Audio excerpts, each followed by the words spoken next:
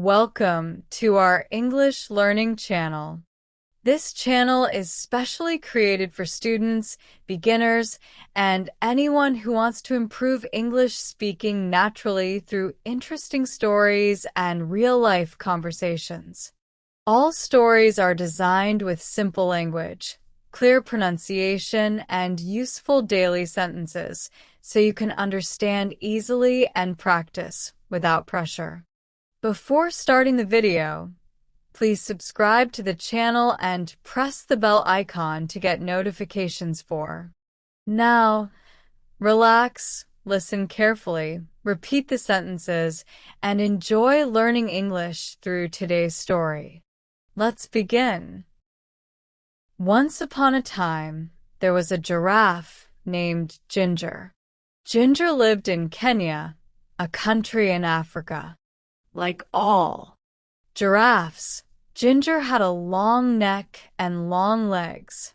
Because she was so tall, she was able to eat food from the very tops of the trees in the savannah.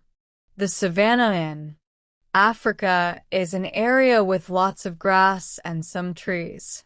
Sometimes a savanna is called grasslands.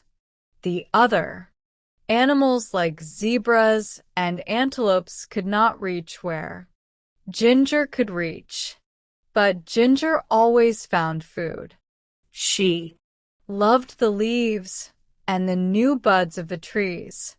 One day, Ginger was busy eating her favorite leaves along with some other giraffes. It was a bright sunny day and there was not a cloud in the sky. It had not rained for a long time, so the grass was very dry.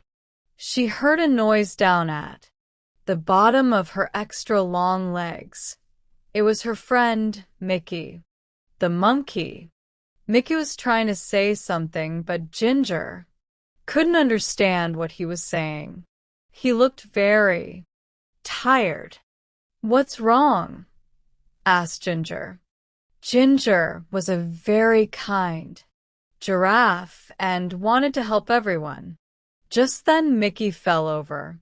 Ginger was also a smart giraffe. She knew what was wrong. Mickey couldn't find anything to eat, and he was very hungry. Ginger nibbled some fresh, tender leaves and buds from the top of the tree where she was eating. She dropped some of the leaves and buds to the ground near where Mickey was. Then she nudged him a little with the hoof at the bottom of one of her very long legs. "Wake up, Mickey," said Ginger. "I've found something for you to eat." Slowly, Mickey sat up and ate a little. After a while, when Mickey was feeling better, Ginger asked him, "What's happened, Mickey? Why are you so hungry? Why can't you find anything to eat?" Mickey said, "It hasn't rained for so long, and now there's no more food." "That's not good," said Ginger. "What's happening with the other animals?" "No one knows what to do," answered Mickey. "All the zebras and the antelopes and the elephants are getting worried about the dry grass. Some of them are thinking about leaving the savannah and trying to reach the jungle." "That's a long trip," said Ginger. "Are you going to go with them?" "I don't know," answered Mickey. "What do you think we should do?" Ginger thought for a while, and then suddenly she had a good idea. "We should go talk to Leo the lion. He is the smartest animal in the savannah." Mickey was too tired to walk, so Ginger invited him to ride on her back. "Hold on tight to my neck," said Ginger. "There's a lot to hold on to," joked Mickey. Ginger laughed. "You're right.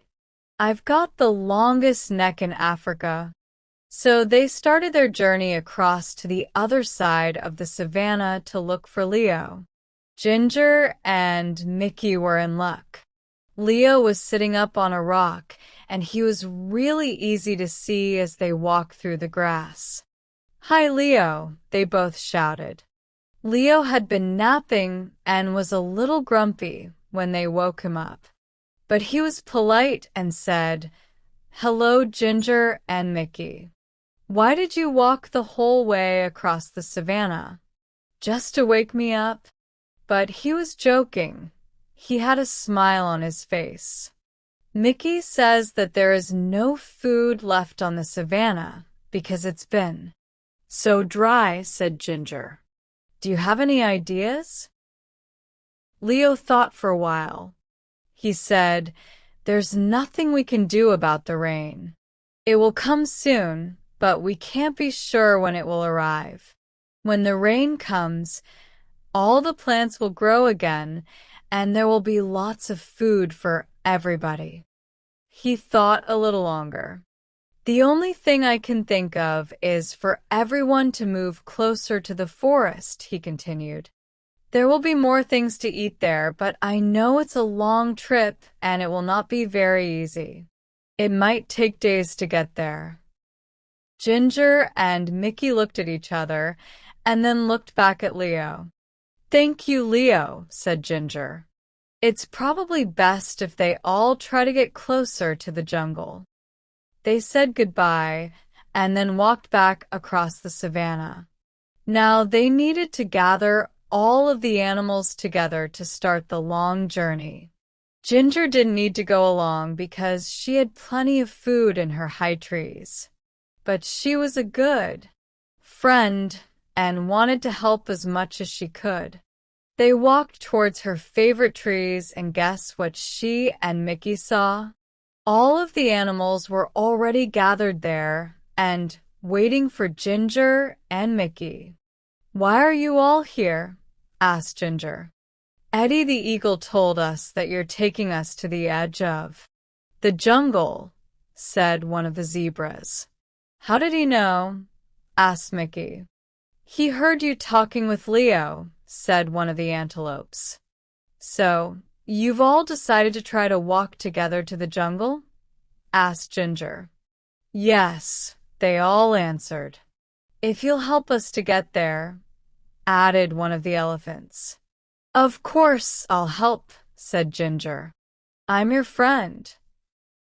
So they started on their big journey across the savannah to the jungle. The sun was so hot, and there was no food and no place to get a drink of water. And then they heard it. It was thunder. "Thunder," they all shouted.